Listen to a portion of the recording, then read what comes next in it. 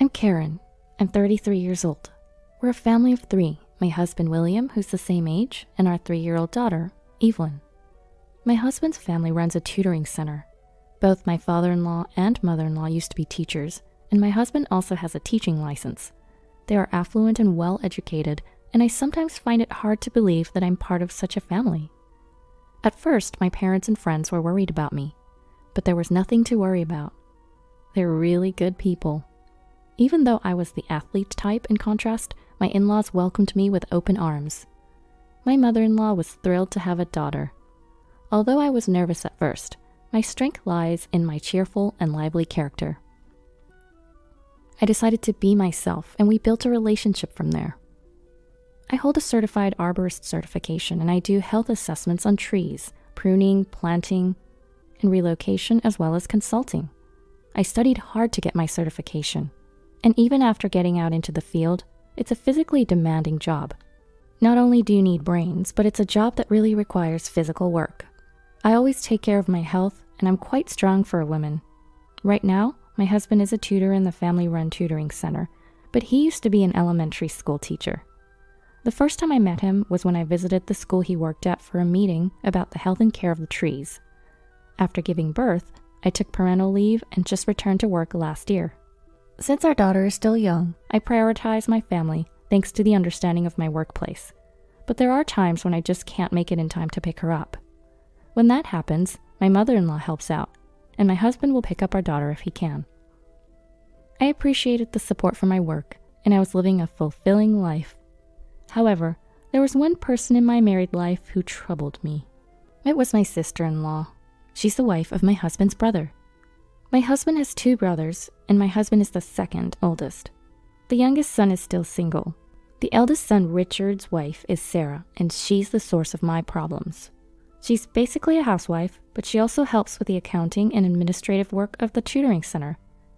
They have a 5-year-old boy, and they seem to be planning to have him take an entrance exam for a private elementary school. From the first time I met Sarah at the in-laws' house, I knew she was a different kind of person. She was petite, always well-dressed, and her hair was neat, and I thought she was wonderful when I saw her smiling. But she had 2 faces. It was when we were in the kitchen helping my mother-in-law, and she left for a moment. "Hey, can't you do something about your appearance?" "Huh?" Sarah, who had been smiling, had a voice that was so different. I thought she was a different person. "You're always wearing clothes that look worn out and dirty. Don't you realize you're the only one who sticks out here?" I'm embarrassed. Well, I find these clothes easy to move in, and I have to chase after my daughter all the time because she's still little." "I have a child too, you know."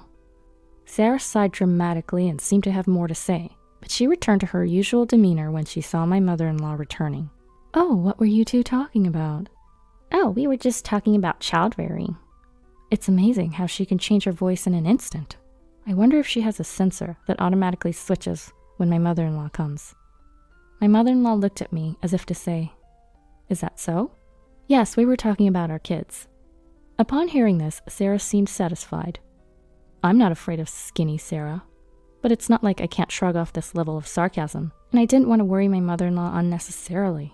I've got a few friends dealing with issues with their mother-in-laws and sister-in-laws.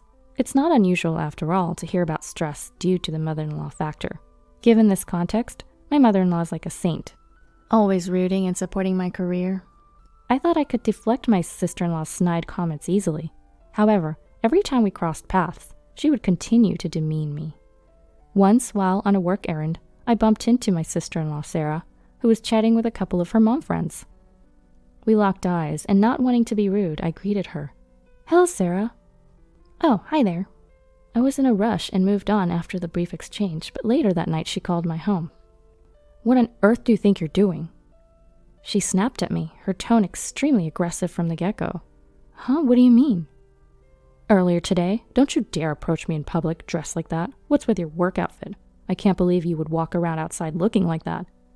Did you see us? It's only proper to look presentable, even if you have nothing special going on.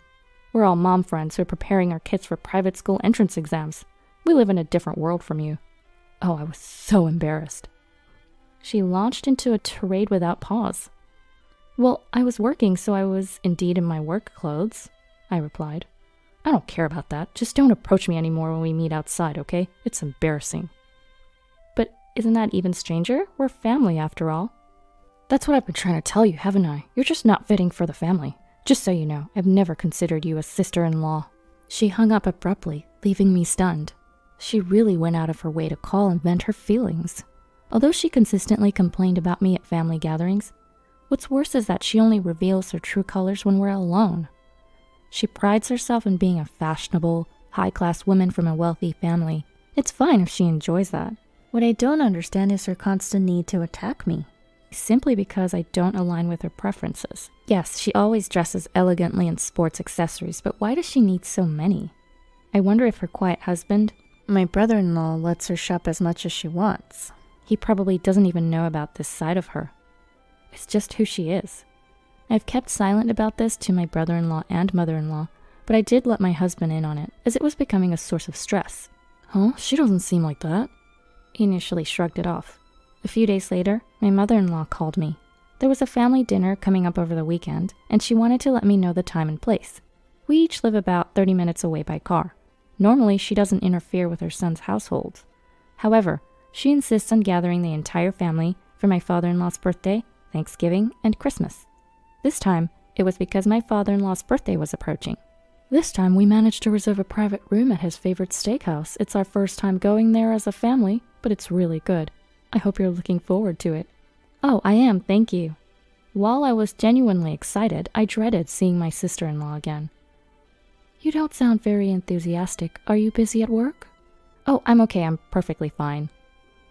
Uh-oh, had my voice betrayed my feelings? I hurriedly reassured her. Karen, if there's anything bothering you at home, please let me know, okay? Our home? We're managing just fine, even when work runs late. You help us out. I really appreciate all you do for us. It's not about your family, though. Huh? I was puzzled, not understanding what she meant. Then the weekend came, and with it, the dinner party. It was my father-in-law's birthday celebration, a chance to express our gratitude for my father-in-law and mother-in-law. I resolved to celebrate wholeheartedly, and not to let my spiteful sister-in-law get to me. I left home early, and when I walked into the private room at the restaurant, I sighed with relief as my father-in-law, mother-in-law, brother-in-law, and sister-in-law had not yet arrived. I'd come early as to not keep my father-in-law waiting on his birthday celebration, and also because the less time I spent with Sarah, the better. However, my brother-in-law and Sarah showed up right after I did. Hello. Hi, Karen. Richard, it's nice to see you. After we exchanged greetings, my husband and brother-in-law started talking. Sarah, on the other hand, swiftly came over to me and looked me up and down before sighing. What are you wearing? For such an upscale restaurant, you could at least dress a bit nicer. How many times do I have to tell you? The demeaning comments started as usual, only in a lower tone. Is this really the time or place for that? I clenched my teeth and forced a smile. I chose this dress thinking about the occasion. Is it inappropriate? I mean, it's not from a high-end brand or anything. It's quite surprising you could show up in such a cheap outfit. You, despite being a woman, have such broad shoulders that the dress doesn't suit you. And your accessories? Just a wedding ring? You never wear nail polish either, and your hands look rough. I can't wear nail polish for my job. Isn't it inconvenient to do household chores with such long nails, Sarah? My job involves working with wood and soil, in addition to household chores, so my hands tend to get rough. Not being able to wear nail polish was not something I was concerned about. Compared to the average woman, my masculinity is a testament to my hard work as a gardener.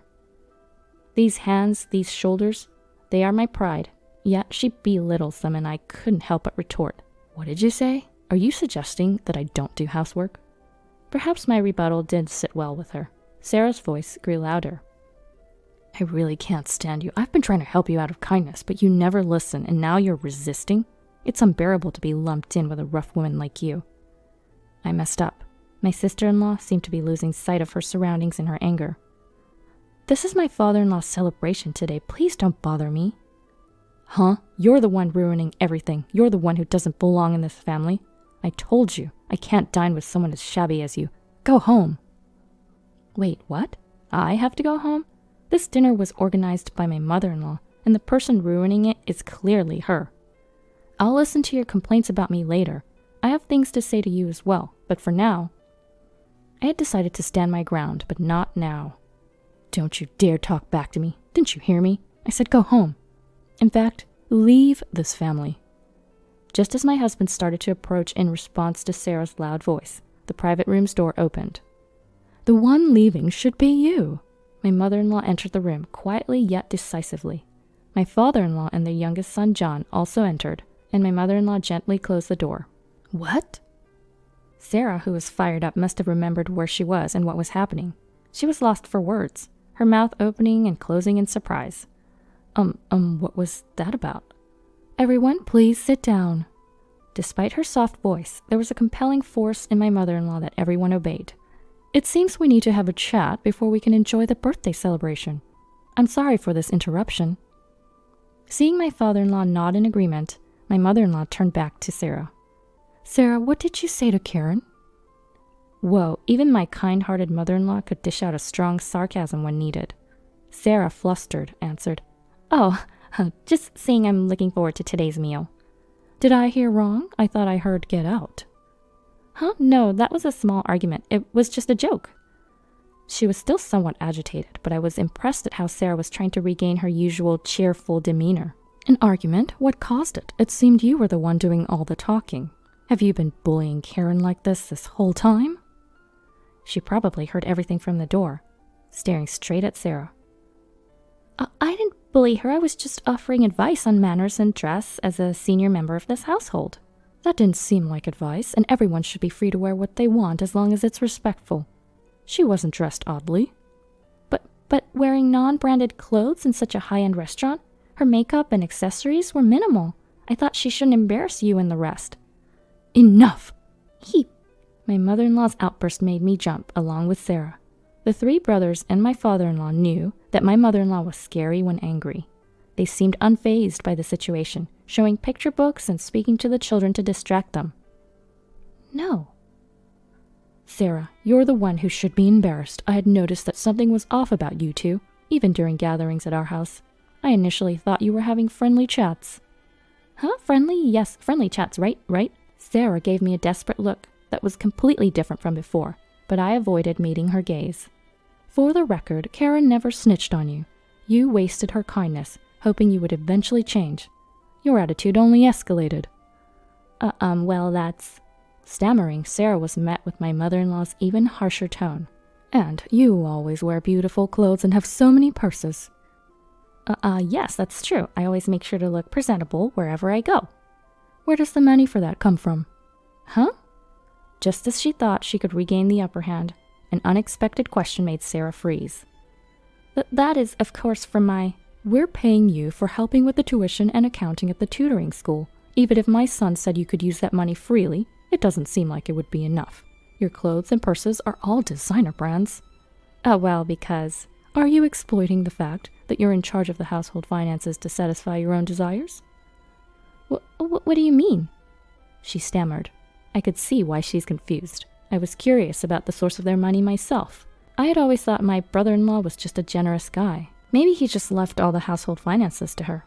It's concerning to me that he didn't keep a closer eye on their spending. Maybe he trusted her because she acted as a good wife so well. When I think about it like that, I almost feel sorry for him. So, you've been spending money like water, and now you want to send your child to a private school? She asked. You've been settling aside funds for their education, right? What? You're not expecting us to pay, are you? No, not at all, but he's your adorable grandchild after all. Which is it? So she was planning to rely on my father-in-law and mother-in-law's money all along. Of course we love our grandchildren. We're thinking of supporting them financially if necessary, says my mother-in-law. Really? But only after you leave our home. What? No, there's no need for that. I'll apologize to Karen for telling her to leave. Karen? It's the first time she's referred to me by name. You will forgive me, right? We're sisters after all. Sisters? Only while you're married to my brother-in-law. My mother-in-law looks at me as if to sign that I should continue. Even if it's official, I don't want to become family. I don't think of you as a sister. Caught off guard, Sarah let out a weird noise. And that's not all. You've also been dipping into the money from the tutoring school. Sarah was speechless, her eyes wide in shock. Is that true? I was genuinely surprised by my mother-in-law's words. I had expected Sarah to use the household money freely, but I didn't think she would touch the funds from the tutoring school my in-laws run. You were clever enough to not get caught, so it took us a while to figure it out. Even Bob, who's been in charge of our accounts for years, was manipulated by you. Sarah's face turned pale. You were buying gifts like gift baskets for the suppliers of our teaching materials, expressing gratitude to teachers holding seminars, all this shopping under your charge. The amount on the receipts gradually increased. You made excuses that you were asked to give birthday presents, or that the requests came from me or my son. No, that's not. What are you talking about? You bought things other than gift baskets, labeling them as presents. This has never happened before. But it's our son's wife. Bob trusted you. He was told you took part-time lecturers to lunch, but in reality, you were dining and drinking tea with your mom friends. The suspicious receipts gradually increased, and Bob finally came to us. Even before that, my son had started investigating after noticing something strange. What? You betrayed the trust of all those who wanted to believe in you. It seems that dressing up is more important to you than anything else. It's not me, I didn't. Sarah looked at my brother-in-law as if begging for help, with a voice that's almost a whisper, but he just stared back coldly without saying a word. And if all this is true, I can't blame him. Karen is the opposite. Sure, she's not really into fashion, but she always puts herself second and values her family and her job. You seem to not care to know about her work, but being a certified arborist is an impressive qualification. I bet she studied hard for it. Oh. As Sarah was left speechless and utterly defeated, my mother-in-law suddenly started talking about me. Unconsciously, I felt a warmth welling up in my eyes. I respect her, thinking that if she wanted to continue her work, we should support her. Have you ever seen her working lively, not caring if her clothes get dirty or her hands are covered in soil? And you make fun of her? I was teary-eyed and silent, and Sarah was unable to make any excuses or act anymore. She just hung her head low. Our tutoring school may not match the major corporations, but we value our teachers and students and have earned their trust. We've grown little by little by addressing each student's individual issues and those of their families. What's important is people and hearts. You are the one that doesn't belong here. You are the one who should leave. My mother-in-law, who had declared it so clearly, was truly awesome. After that, Sarah, who had been pretending to be a perfect, elegant wife, was forced to leave her wealthy family. My brother-in-law attempted to have a discussion, but Sarah, who refused to acknowledge her faults and was very angry, was served with divorce papers. Now that the embezzlement has been revealed, she won't be able to get any compensation, and she has nothing left. My brother-in-law will keep the custody of their son, and with the help of my father-in-law and mother-in-law, he will maintain their normal life. Sarah, who always put herself first, would take her anger out on her son when things didn't go her way. But the young boy nodded firmly at his father and grandparents' words of, "It'll be okay." The desire to send him to a private elementary school was Sarah's wish, but he apparently disliked being forced to study. These days, he's freely playing with our daughter. Of course, my husband and I intend to help in any way we can.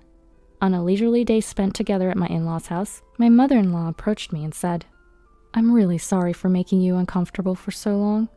We should have noticed sooner." "No, not at all. I wasn't really bothered at first." "If you ever need anything in the future, don't hesitate to tell us." "Yes."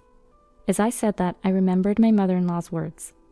What's important is people and hearts. Maybe because I was staring at her, my mother-in-law looked at me with a puzzled expression. "Haha, it's nothing. I was just thinking how cool you are." "Well, thank you. But the cool one is you, being able to create such beautiful gardens. Maybe I should ask you to help with ours next time. I want to replant the flower bed." "Oh, absolutely. I would love to do it, even if it's not for work. Just let me know whenever." "You should charge her. Mom can be quite demanding." My husband chimed in with a playful comment, and we all laughed together. Value people, cherish hearts. I'll make sure to remember that. I hope to spend more time laughing with my precious family in the future.